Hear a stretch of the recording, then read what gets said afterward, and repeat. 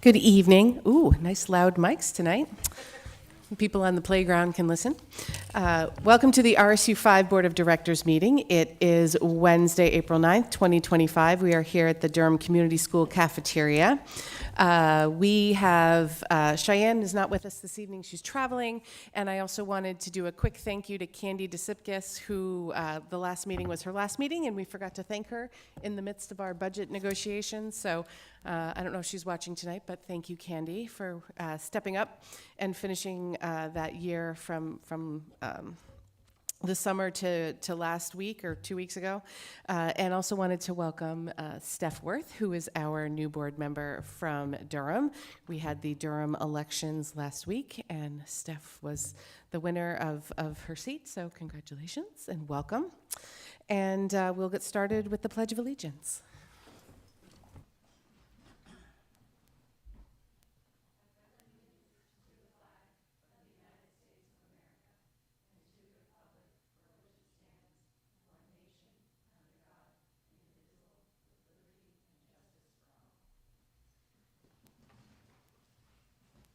Do I have a motion for consideration and approval of the minutes from the March 26th meeting, 2025, as presented, barring any errors or omissions?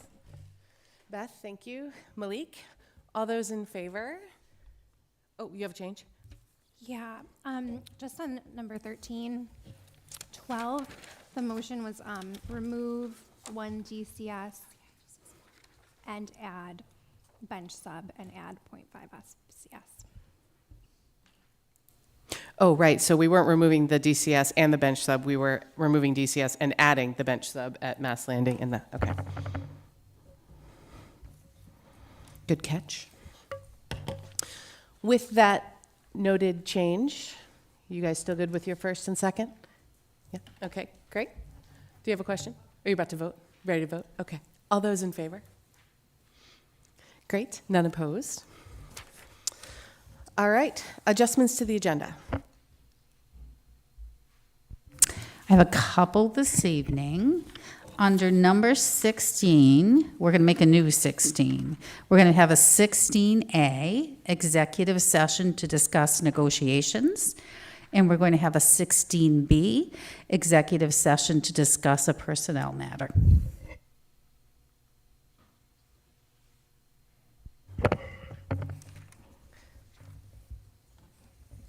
All right. Then we will move forward with good news and recognition, and we will look to Moon for an update. Hello. Well, to start off, there is a program for girls where they can do coding this summer, and the application closes April 11th. But that's a great opportunity for 9th through 11th grade girls to solve real-world problems with coding. And the first round is from July 7th to July 18th, the second from July 28th to August 8th, and the third from June 30th to August 8th, or pathways. And then our main FHA math team competed in the main state math meet and finished 8th out of 24th. And then over the next month at the library, the Freeport Community Library is holding the annual student art exhibit. And this annual show is sponsored by the Freeport Women's Club. And it's going to go all through April, and the work is juried, and they will select first, second, and third place recipients for each category of their artwork. Thank you. Thank you, Moon. All right, public comment. I think we've probably heard our public comment, but in case anyone else has anything they want to share. Okay, so I'm just going to ask you to come up to the mic, give us your name, where you live, and 3 minutes.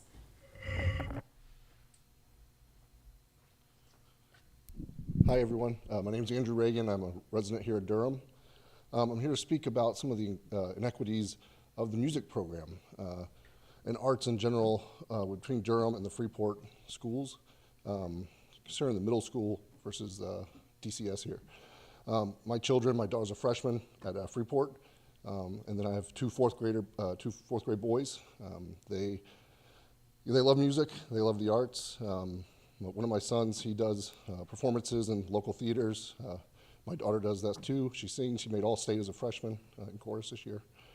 But we've noticed that the chorus programs are widely different between the middle school in Freeport and DCS here. It is not even close. The amount of time spent, the teaching, it's very, very worrisome as a father to see this. You go to the concerts and see the middle schools perform, and you're like, wow, there's a difference. You also hear it from the music teachers, the difference in the quality of the student and what they've learned from one school versus the other. So it's just wanted to put it out there and say, hey, like, can we look at this a little further? Can we discuss, I've heard some issues with the difference in budget between each school. I know there's been some other issues. One of my sons has cerebral palsy. He's playing the recorder. He got put to the back of the class to play drums because he couldn't play the recorder. A little upsetting with that. That was a few years ago.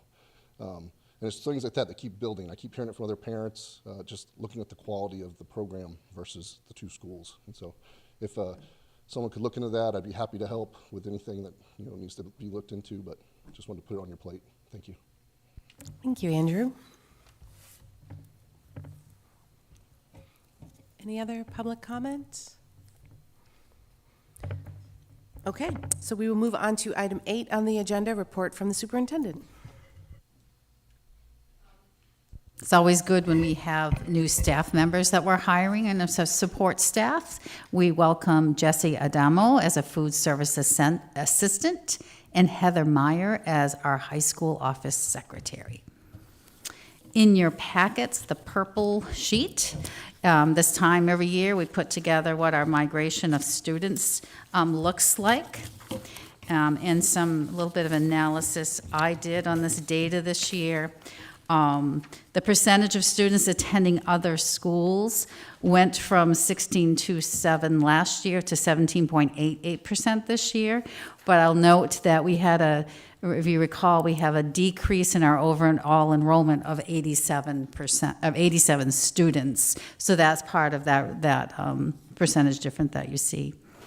There are 18 additional students attending other schools, but that also includes superintendent agreements. We have 13 fewer homeschooled students this year. There were 10 last year. So we're really seeing that, continue return from a lot of homeschool families during COVID. And you say, why are these things happening? Well, it's really hard to say because families have personal reasons for making that determination. For superintendent's agreements, we know that the reason has to be approved by both superintendents, the sending and receiving district. And for charter, private, or private religious schools, we don't know why families opt for that. We only know why the superintendent agreements occur going both ways. And sometimes it's something as simple as we may have a parent that teaches in Yarmouth, and they like their children to go to school in Yarmouth. We also have parents that live in other districts, and they like their children to come to school with us. So those are some of the reasons for that. But not a huge difference from last year. Comments on the migration data? Jean, in regards to the, I had questions about the superintendent request. You answered part of it. I guess my other question was, is this an annual ask? So every year they have to come and ask? Yes, every year there's a new request. And there are things we look at as well. Is it still needed? We also look at, is that student, do they have good attendance? Are they attending every day? We're looking at, are they a contributing member to their school and not perhaps a behavior issue? Are they performing well before we sign that again? But it's every year. And parents have to provide their own transportation. And then is there fees involved with that? No. But they would be picked up on, numbers get picked up on your student count. Right, so when both superintendents sign it, they become one of our students for reimbursement purposes on our 8279, even though they live somewhere else. So that's one of the reasons some superintendents may not want to send kids other places because it reduces their counts. There are some contracts with teachers in other districts, regardless if the sending school will sign it, they will take the kids. So basically they'll say, we'll take the student, even though we can't count them in our counts. That's built into some contracts. I was interested to see the number of kids at St. Dom's, and I know we don't have this broken down by kids, by age of the kids, and it looks like there's only one, so I don't know if everybody's seen that, but they're scheduled to close their high school at the end of this year, so I wasn't sure if that was going to create some more kids coming back to us, or maybe they would pick a different school, but it looks like there's only one. And we're not sure the grade, so, yeah. Well, that was my question, was if you have the data broken down by grade, if that's something that we could see at some point? I or don't is that think not it is collected? broken down by grade. So just so you guys know, because when we first started collecting this data, one of my questions was like, well, how do we match up to other districts? Are we more? Are we less? I always want to see what it's relative to. And this is an extremely manual process. Ginny literally calls these schools and gets this data like long form by calling all these different schools. So other districts don't have this data. It's a completely manual process. So I don't think, I'm not sure we have any more detail than what is in front of you. Does the count start from kindergarten or pre-K? The kindergarten or pre-K. I don't think we would even know to look for pre-K kids because it's not required to go. So, yeah. Did you have another question? And I guess looking at, I'm kind of reading into the question a little bit. Do I feel like there's a mass exodus because people are unhappy with RSU 5? No, I don't. You would see if you looked at data, if I looked at other districts, I bet it would be comparable for that. So that's helpful to understand the process of how we get this information. So it's not that a parent is saying, oh, I'm withdrawing my student, my child, and sending them to Brunswick, or I'm withdrawing. It's Ginny's calling every school and asking them. No. Oh, okay. So if you're talking we'll put them in different buckets. Let's talk about superintendent's agreements. So going both ways, a parent has to file a request for a superintendent's agreement, and they have to explain why. And both superintendents have to agree. And sometimes I'll look at it and I'll say, no, I believe we can educate your child at Freeport Middle School. Let's say it's a middle school kid, so I'll deny it. Or depending on what the reason is, I may say, yes, I will approve the student at Freeport Middle to go to Brunswick Junior High School. But the receiving superintendent would have to agree to that. And it's the same way kids coming for us, because we have lots of kids that come to us as well. So that's where, like, those are every year. We have those.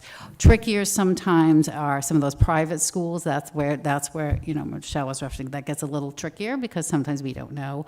Or homeschoolers. Homeschoolers are tough because we do try to chase them down as much as we can. Because for homeschool students, they have to, with the state, they have to register every year, saying that they intend to homeschool, and they have to provide data to the state on what their student did while they were homeschooled. But I think the homeschoolers are even trickier than some of these other ones. But superintendent's agreement we have, and there's some every year. They're the same. We know the same family. I've already seen some come in that their parent works in another district, and they've gone there for the last 6 years, and they'd like to continue.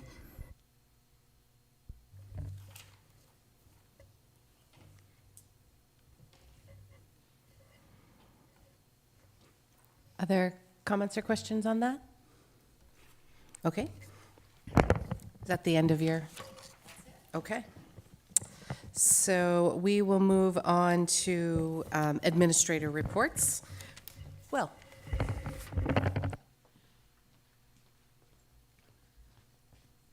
Good evening.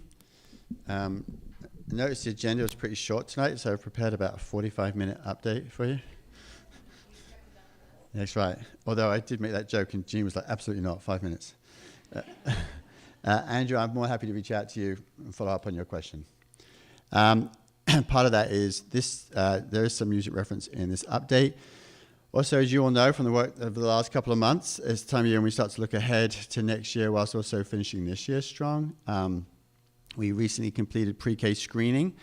It was exciting to meet the class of 2039, which feels daunting when you put it like that. I know. We also just hosted an 8th grade parent night on Monday of this week to sort of preview some of the exciting opportunities coming up for the 8th graders. And it's hard to think, it's such a late April break, but there's only 7.5 weeks for a number of children who've been here for 10 years. So it's that sort of odd piece there, ready for that transition for them too. So we working on both ends of the spectrum. Relative to some of the music, this is also the time of year when concerts start up. Last week we had our first and second grade concert. Last night, in fact, was pre-KK concert, and children have done a great job, and it's been a lot of fun to celebrate them. Full house each time in the gym. And then the week after vacation is the 3/4 concert. Also last week, we were delighted to welcome back the Maine Symphonic Band from the University of Maine.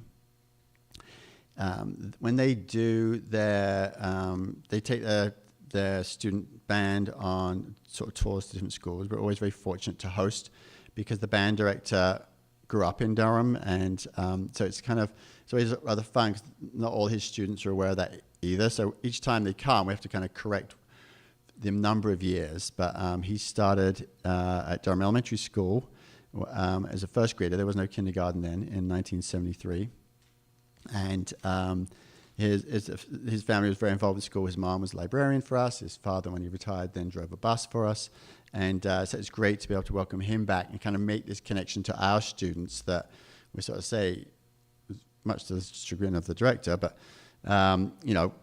53 years ago, a first grader just like you came to school here and was like, I think I'm into music. But so they were great. They did a wonderful performance, and that was for the whole school. Also then, just a quick update on some of the science. I know there's been some conversation about that recently. You've heard from Cynthia Alexander that 3rd through 6th grade teachers across the district have been continuing their professional development work with the Maine Math and Science Alliance. For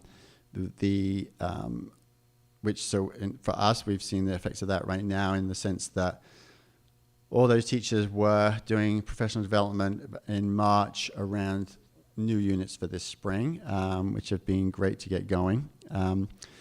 The work is supporting the teaching of new science units that align with the state curriculum and next generation science standards. Examples of the work across the classrooms is really around asking questions that are driven by real world phenomena, putting it into context. So that gives opportunity to dig into genuine unknowns. Results in students developing question boards, data collection, lab meetings that push the students to sort of defend their arguments with evidence, articulate how and why they know what they think. So it's so interesting to see the different level of engagement and questioning that comes as a result of that. And then as that pulls together, as we get more into then the why and what the science is, there's a different connection to it. Inquiry, we think, is the most useful when it comes to discovering, when they're authentic, for the inquiry to really be meaningful. It can make learning a messy process, but it makes the big connections that much more impactful.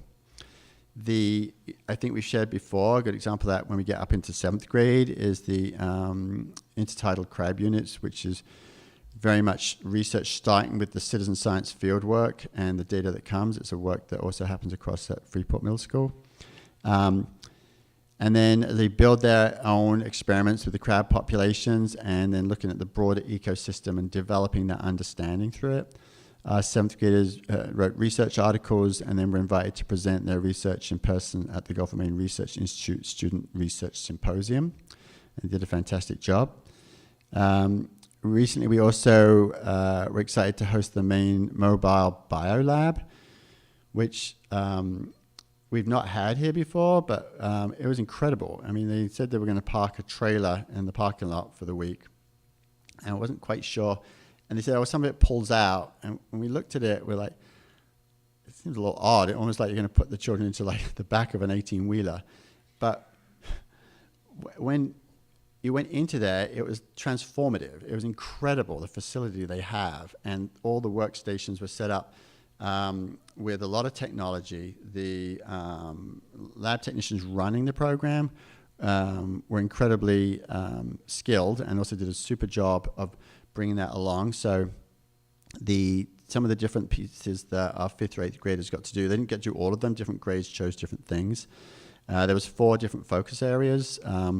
One, for example, was looking into lactose, which had students exploring enzyme specificity and enzyme activity through an investigation into lactose intolerance and its symptoms, which has an interesting context not only for the science of it, but also just from the perspective of having classmates who may have different, food allergies or intolerances, and actually seeing that through a scientific lens as opposed to like, I don't even know what it is type thing.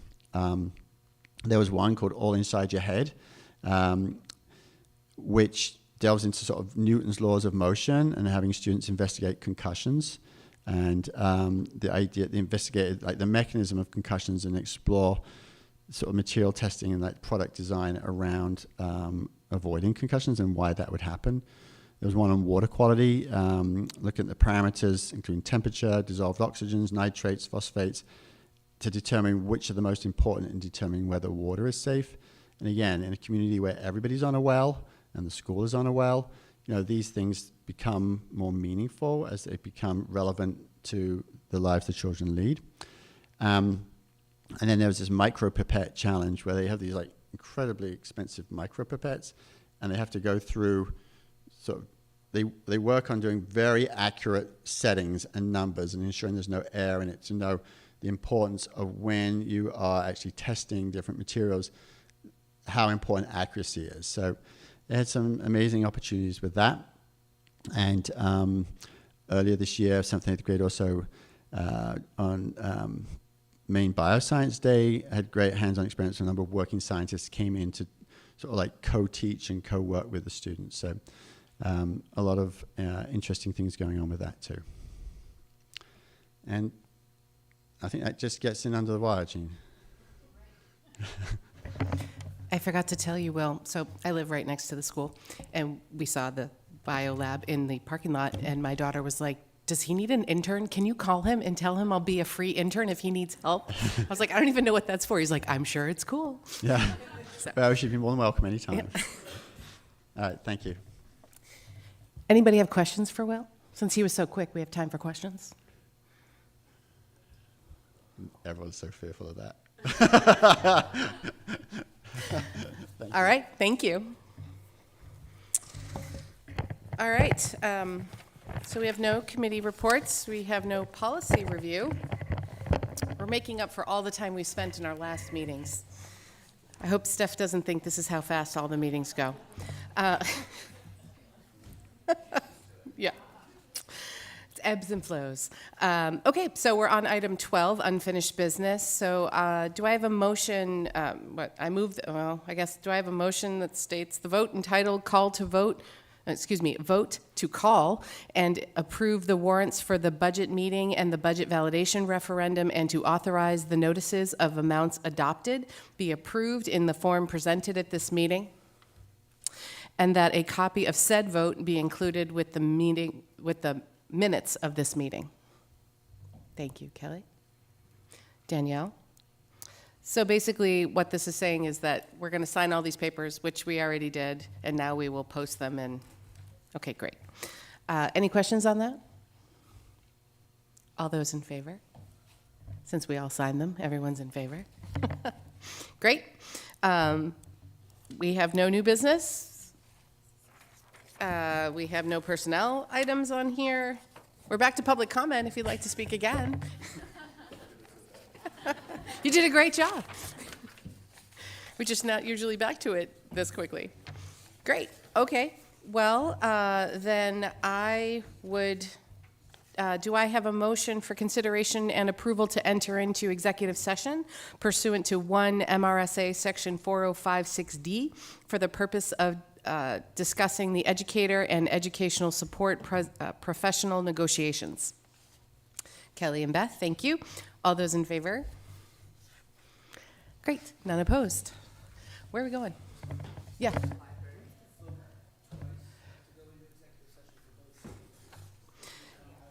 So we'll come out, yep, and then we'll go back in, yep. Because I think